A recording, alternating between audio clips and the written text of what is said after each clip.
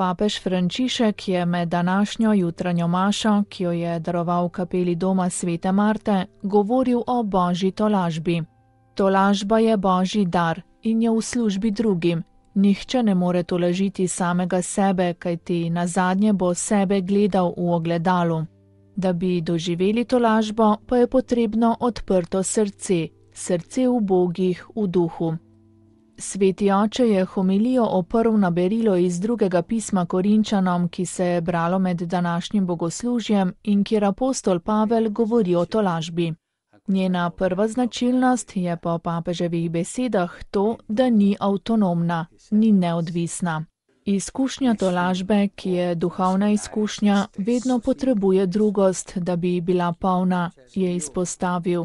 Nihče ne more tolažiti samega sebe, nihče. Kdor to poskuša, se bo na koncu gledal v zrcalo, hotel bo zamaskirati samega sebe, se kazati. Tolaži se z zaprtimi stvarmi, ki ne dopuščajo rasti. Zrak, ki ga diha, je narcistični zrak avtoreferencialnosti. To je zamaskirana tolažba, ki ne dopušča rasti. To ni tolažba, ker je zaprta. Manjka ji drugost.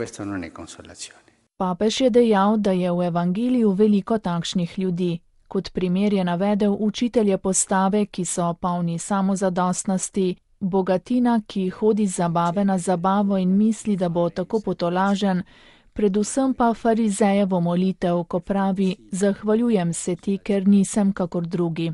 Gledal se je v ogledalo, gledal je lastno dušo, nališpano z ideologijami, in se zahvaljeval Gospodu.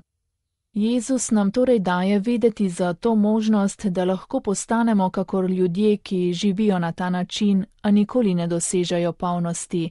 Prej pridejo do neke skrajne nadutosti, torej do prevzetnosti.